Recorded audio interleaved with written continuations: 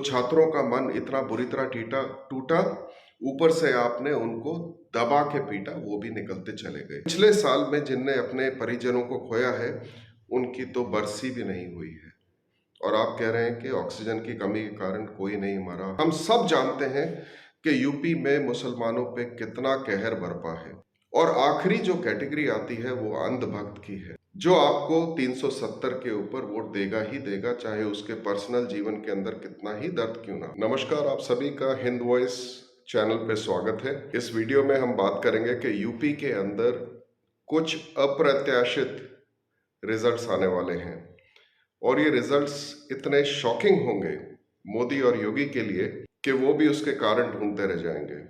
और उसी तरीके से जब भी इलेक्शन शुरू होते हैं तो अचानक एक नैरेटिव जो होता है वो केवल जातियों और उपजातियों के चारों तरफ और उनकी गिनती और गणना के पीछे शुरू हो जाता है।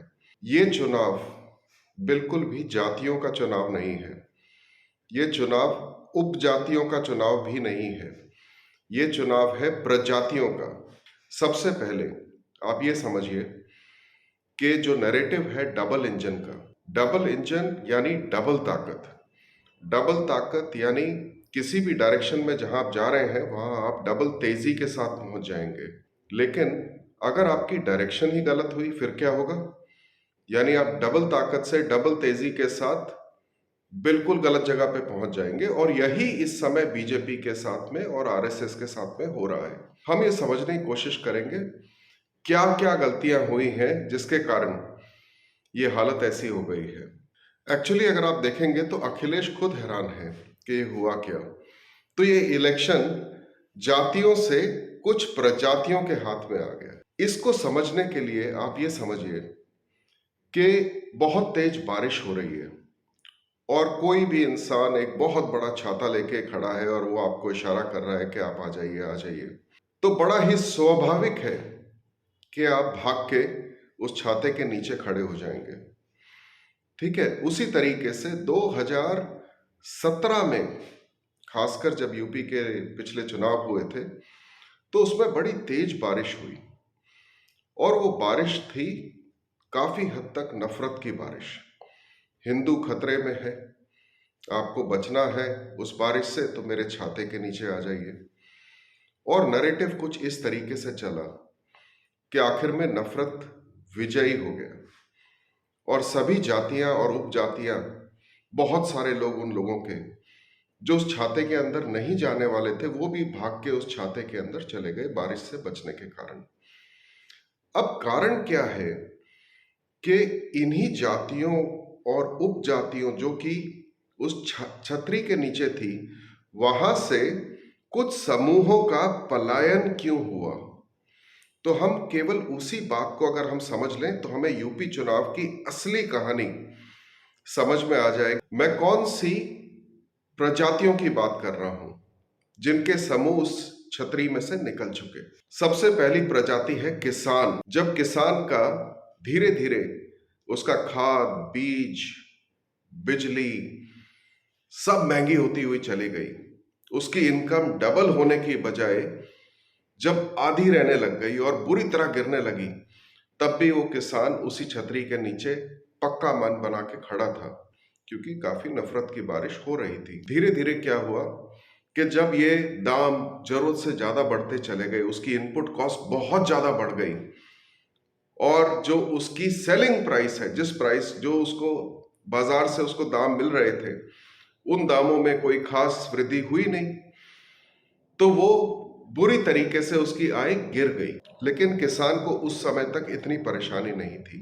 एक और परेशानी उभरी कि जो गाय और सांड उसके खेत पे खेत चरते जा रहे थे, लहलहाते हुए खेत चरते चले जा रहे थे, अब उसने उसको और भी परेशान करना शुरू कर दिया।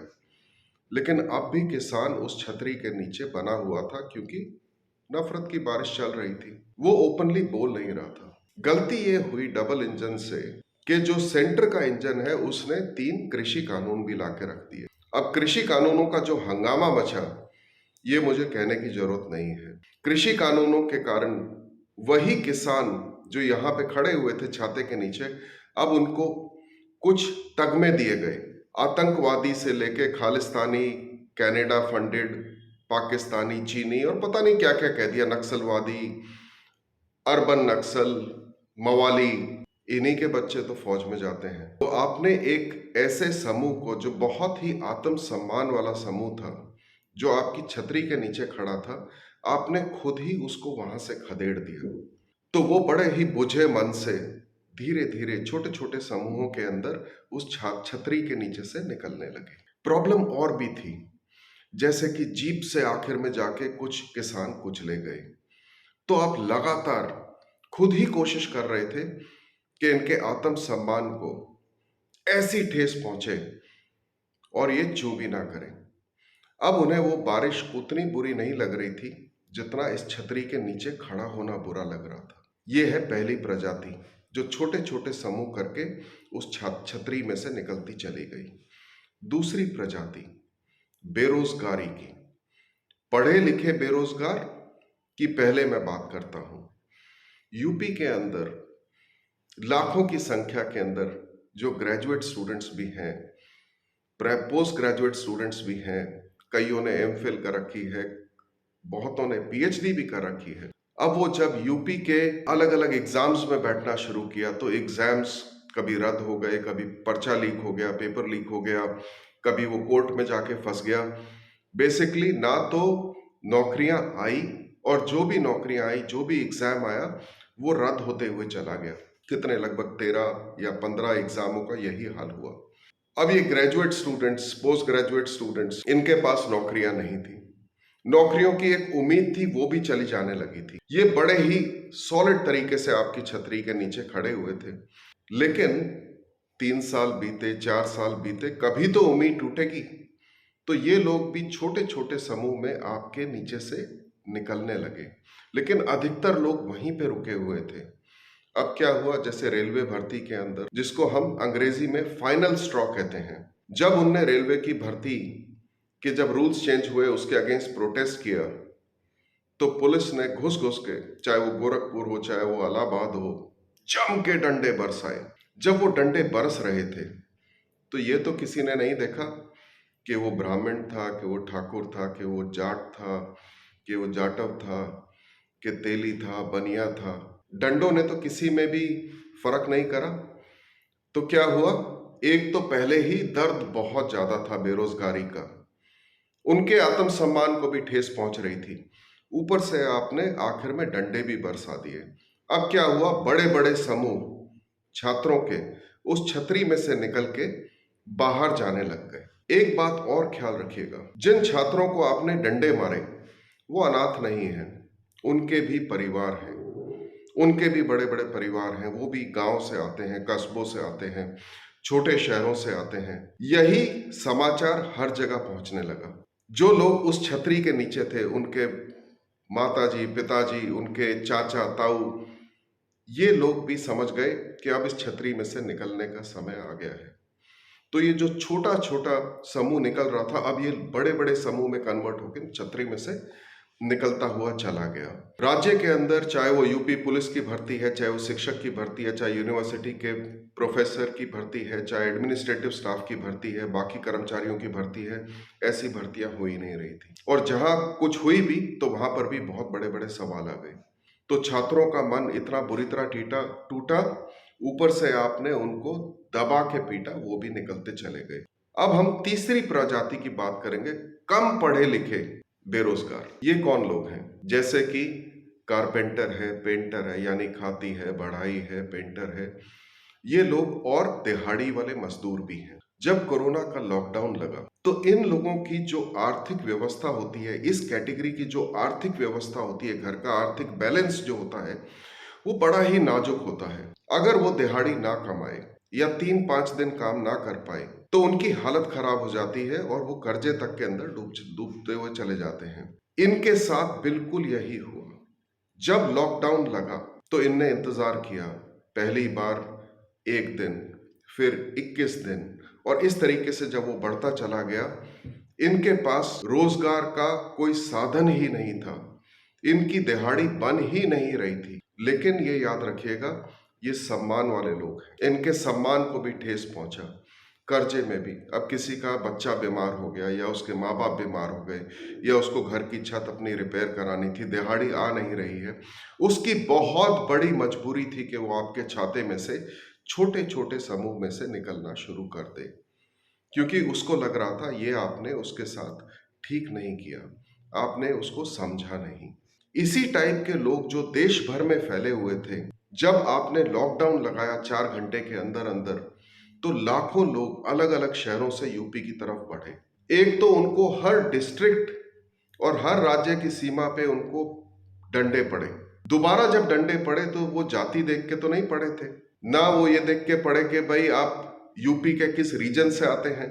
वो डंडे सबके लिए समान पड़ते चले गए। ऊपर से राज्य सरकार ने लाखों केस कर दिए जो बाद में डिसमिस भी हुए हैं। उस केस का दर्द, एक तो आपने उनको वापस आने से रोका, उनके लिए कोई इंतजाम नहीं किया, भूखे प्यासे अपने बच्चों के साथ सूटकेस के ऊपर अपने बच्चे को एक औरत खींचते हुए लेके जा रही थी, एक बहुत बूढ़ी माँ जिसका पैर नीचे से फट चुका था, हमने कितनी ही पिक्चर्स देखी हैं। तो उनका जो विश्वास था आपके अंदर, वो भी समूहों के रूप में उस छाते में से अब नफरत कम दिख रही थी, लेकिन छाते में रहना ज्यादा मुश्किल हो रहा था, वो भी धीरे धीरे वहां से निकलते हुए चले गए। अब हम बात करते हैं छोटे मोटे व्यवसायियों की, छोटे मोटे बिजनेस वालों की, मीडियम बिजनेस वालों की भी। जीएसटी के कारण और सबसे बड़ा नोटबंदी के कारण, नोटबंदी जब आपने करी बहुत भयंकर नुकसान हुआ, लेकिन ये छोटे मोटे व्यवसायी उस चीज को सहन कर गए, क्योंकि नफरत की बारिश में वो भीग रहे थे, तो वो उस छाते के नीचे थे। तो उनने आपको पहली बार ये डीमोनेटाइजेशन यानी नोटबंदी पे माफ कर दिया। जीएसटी का हुआ तब भी उनने आपको माफ कर दिया। लेकिन बिजनेस जो है, अगर उसमें ग्राहक नहीं आएगा तो वो बिजनेस धीरे धीरे कर्जे के अंदर डूबेगा। स्थिति ये आ गई कि बहुत सारे व्यवसायियों ने सुइसाइड तक करना शुरू कर दिया, उनने अपनी जान लेनी शुरू कर दी, क्योंकि बहुत सारे इनमें से कर्जे के अंदर डूबते हुए चले गए थे। जब छोटे व्यवसायी हिट होते हैं तो उसने जो भी 1 2 4 5 लोगों को रोजगार दे रखा है, या कहिए 10 15 लोगों को रोजगार दे रखा है, जब ग्राहक ही नहीं आ रहे हैं, जब बिजनेस हो ही नहीं रहा है, तो उसने उनको भी नौकरी से बेदखल कर दिया। अब बेदखल क्यों हुए? अब धीरे धीरे इनको एहसास होने लगा कि इस छतरी के अंदर रहना कहीं ज्यादा खतरनाक है, लेकिन छतरी से निकलने के अंदर आगे आने वाले भविष्य के लिए थोड़ी बहुत उम्मीद है। तब तक कहीं पर भी अखिलेश का कोई सीन नहीं था, ना अखिलेश का, ना मायावती का, ना ही प्रियंका गांधी राहुल गांधी का कोई सीन था, ना ही इन लोगों का कोई बहुत बड़ा इस समय तक योगदान आया था। लेकिन जब इन समूहों का दर्द बढ़ा तो धीरे धीरे वो जो नारे थे जय श्री राम के, वो थोड़े थोड़े धीरे होते हुए चले गए, और धीरे धीरे उस छतरी में से लोग, व्यवसायी जो थे, वो निकलते हुए चले गए। उसके बाद हम बात करते हैं सरकारी कर्मचारियों की। इसके अंदर भी नारे बड़े तेज थे। इन नारों के कारण एक और भी चीज हो रही थी, इनको ये समझ में आ गया कि हमारी पुरानी पेंशन स्कीम कभी भी दोबारा लागू नहीं होगी। सारी उम्र काम करने के बाद जो इनको गारंटीड एक पेंशन मिलती थी, कि वो स्कीम कभी लागू नहीं होगी अगर यही सरकार बनी रही। धीरे धीरे वही नारे हल्के हल्के होते हुए चले गए। जब उम्मीद कोई भी नहीं रहती, जब इनको पूरी यकीन हो गया कि ये सरकार तो दोबारा से बहाल नहीं करेगी, धीरे धीरे ये भी छोटे छोटे समूह उस छाते में से निकलते हुए चले गए। और जब गलती से दूसरी साइड में किसी ने कहा हाँ हम बहाल कर देंगे आपकी पुरानी पेंशन स्कीम, तो अचानक ये जो रेला था, ये जो छोटे समूह थे, ये बहुत बड़े बड़े रेला के अंदर वो बाहर निकलते हुए चले गए। अब हम बात करते हैं गरीब की। गरीब और अत्यंत गरीब में बहुत फर्क होता है। अत्यंत गरीब की मैं बिल्कुल आखिर में बात करूंगा। गरीब का भी एक सम्मान होता है, और आप ध्यान रखिए, मैं किसी जाति की बात नहीं कर रहा हूं, मैं प्रजाति की बात कर रहा हूं, जो गरीबी का शिकार है, लेकिन उनका भी सम्मान है। जब आपने केवल 5 किलो या 10 किलो गेहूं या चावल का सलूशन निकाला, तो वो तो उनके लिए सलूशन ही नहीं था। उनके मन में भी अपने बच्चों के लिए आकांक्षाएं हैं, उनको दिखा के उनके बच्चों की पढ़ाई नहीं हो पा रही है, तो उस गरीबी में से निकलने का आपके पास तो कोई सलूशन था नहीं, ना ही आप कभी चिंता करते हुए नजर आए कि इन बच्चों की पढ़ाई कैसे हो रही है, ये माँ बाप फीस कैसे दे रहे हैं, ये माँ बाप गरीब बीमारी के साथ कैसे जूझ रहे हैं। तो जब उनने आपकी बेदर्दी देखी और जब वो बेदर्दी, आपकी जो बेदर्दी है, उनको बड़ी लगने लगी, नफरत की बारिश से वो धीरे धीरे आपके छाते से निकलते हुए चले गए। वो ये समझ गए कि 5 किलो और 15 किलो चावल और गेहूं से उनका जीवन नहीं चलेगा, उनके बच्चों को भी शिक्षा चाहिए। लेकिन उनके बच्चे जिस प्रकार के स्कूल्स में जा रहे थे, वहां पे ऑनलाइन क्लासेस नहीं होती, तो उनके पास गरीबी से निकलने का जो उनका सपना था वो भी चकनाचूर होता हुआ चला गया और धीरे धीरे वो भी निकलते चले गए। मैं ये नहीं कह रहा हूं कि सारे समूह निकलते हुए चले गए, नहीं, मैं ये नहीं कह रहा, क्योंकि इसके अंदर जो लोग पीछे बच गए वो जेन्युइनली बीजेपी और आरएसएस की फिलॉसफी के साथ, वो बिल्कुल उस फिलॉसफी को मानते हैं, उसको पूछते हैं। तो जो जिद करके खड़े थे, जो जिद करके खड़े थे, वो निकलते चले गए, लेकिन जिनने दिल के अंदर सच में वो फिलॉसफी अपना रखी है वो वहीं पे है। लेकिन निकलने का सिलसिला जारी रहा। अब हम बात करते हैं एक ऐसे समूह की जो कोरोना से पीड़ित थे। आपने राज्यसभा में एक स्टेटमेंट दे दी कि ऑक्सीजन की कमी के कारण कोई भी नहीं मरा, और यूपी के अंदर भी वही स्टेटमेंट आ गई कि ऑक्सीजन की कमी के कारण कोई नहीं मरा। एक बात याद रखिए, जिन जिन के घर के अंदर मृत्यु हुई है, चाहे वो 2 साल पहले या फिर वो पिछले साल हुई है, अप्रैल मई जून के अंदर, उन लोगों के घर घर के जो परिवार वाले उनने खोए हैं, उनको 2 साल भी नहीं हुए। और पिछले साल में जिनने अपने परिजनों को खोया है, उनकी तो बरसी भी नहीं हुई है। और आप कह रहे हैं कि ऑक्सीजन की कमी के कारण कोई नहीं मरा, हमारी व्यवस्था बिल्कुल दुरुस्त थी। अब ये भी अपने आप के अंदर एक प्रजाति है। अब ये तो कोरोना ने देख के नहीं मारा था कि ये ब्राह्मण है या ये तेली है या जाट है या जाटव है या कुछ भी है, ऐसा तो नहीं हुआ था। लेकिन इनका भी जो दर्द था वो आपने अपनी बेदर्दी के कारण इतना ज्यादा बढ़ा दिया कि आपने उनकी समस्या को मानने से ही इनकार कर दिया। तो ये छोटे छोटे समूह भी उस छाते के अंदर से, छतरी के अंदर से निकलना शुरू हो गए। अब हम बात करते हैं मुसलमानों। ये बात मैं इसलिए नहीं बहुत ज्यादा करना चाहता क्योंकि हम सब जानते हैं कि यूपी में मुसलमानों पे कितना कहर बरपा है, और वैसे तो पूरे भारत के अंदर ही बरपा है। तो सीएए एनआरसी के प्रोटेस्ट के बारे में, और मुसलमानों ने बीजेपी को वोट दिया था, ऐसा नहीं कि उसके एक सेक्शन ने वोट नहीं दिया था, दिया था। लेकिन जब उनके कानों में दोबारा से वो बातें पड़ने लगी, जब आप सीए एनआरसी का कानून लेके आ गए, ठीक है, उसके बाद आपने केसेस करना शुरू कर दिया। जब प्रोटेस्ट हुए, आपने उनकी प्रॉपर्टीज अटैच करनी शुरू कर दी, आपने उनसे मोटे मोटे फाइन लेने शुरू कर दिए, आपने यूपी के अंदर पोस्टर छपवा के रख दिए। और केवल यही नहीं, उसके बाद इतनी सारी जो लिंचिंग हुई, आपने कभी खुल के उसका खंडन नहीं किया, ना ही उसको रोकने की कोई इतनी कोशिश करी। जब धर्म संसद हुई और उनने कहा 1-1 लाख रुपए के हथियार खरीद लीजिए और इतने लाख मुसलमानों का नरसंहार कर दीजिए, तो कहीं से भी ऐसी स्टेटमेंट नहीं आई कि जहां पे ये समझते कि नहीं, सत्ता पक्ष हमारा दर्द समझ रहा है। ऐसा लगा सत्ता पक्ष तो हमें जान के प्रताड़ित कर रहा है। उसके बाद हिजाब। अब ये जब सब कुछ हो रहा था, ये तो कभी भी आपके पास वोट नहीं देंगे, लेकिन ये लोग बहुत बहुत बहुत शांत रहे। इनने इतना धैर्य रखा और एक ही दिन का इंतजार किया जब वो जाके वोट का बटन प्रेस करेंगे, और वो प्रेस हो चुका है। एक और प्रजाति है जो बड़ी ही स्टॉन्च सपोर्टर है, कट्टर ब्राह्मण, लेकिन बहुत सारे जगहों के ऊपर, खासकर जब काशी का मतलब आपने ब्यूटिफिकेशन किया, कॉरिडोर बनाया अलग अलग जगह पे, तो एडमिनिस्ट्रेशन ने, अधिकारियों ने बहुत ही बेदर्दी भी दिखाई।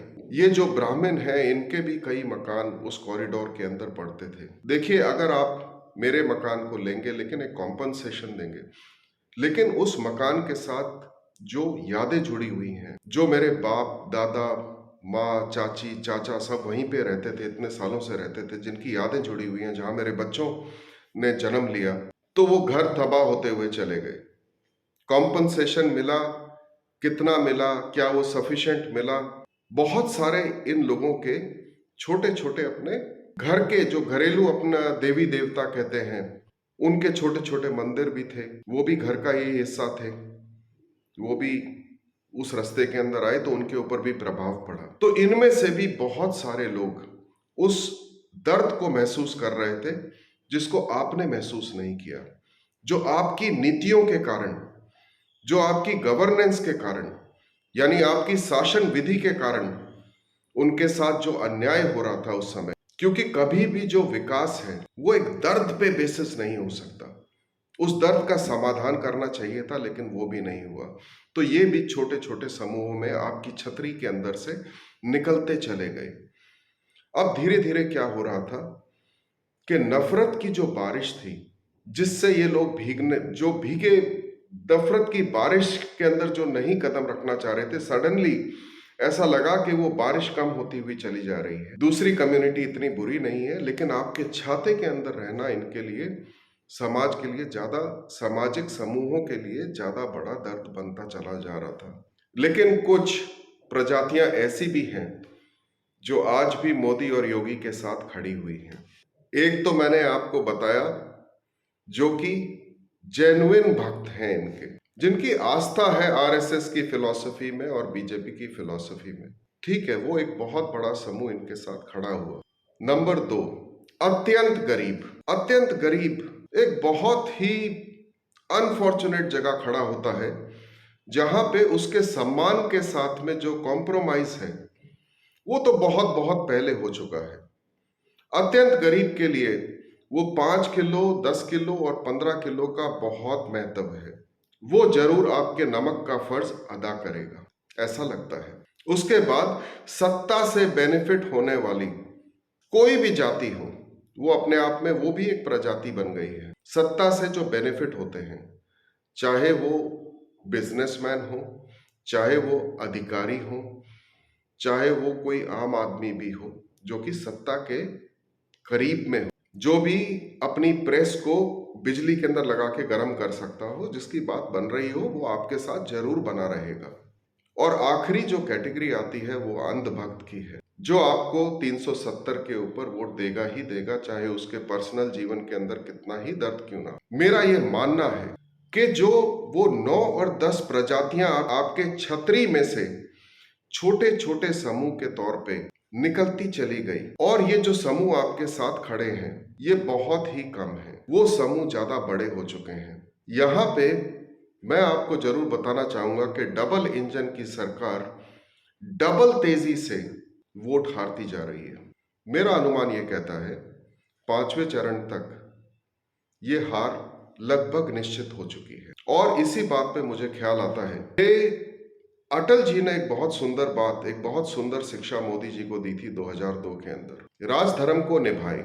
गलती सारी वही हुई कि अटल जी की वो सुंदर शिक्षा अप्लाई नहीं करी गई। नहीं तो मोदी जी जिस हिसाब से आगे एक के बाद एक राज्य जीतते हुए चले जा रहे थे, कोई कारण ऐसा नहीं था, केवल कुशासन के कारण, गलत शासन विधि के कारण, कि आज आप इस जगह पे खड़े हो जहां पे आप वोट, भयंकर वोटों से जो आपने बिल्कुल एलिनिएट कर दिया अपने आप से, आपने खुद तोड़ के उनको अपने छतरी के अंदर से धक्के मार मार के निकाल दिया है। उम्मीद है आपको ये सिंपल सी एक्सप्लेनेशन समझ में आई होगी।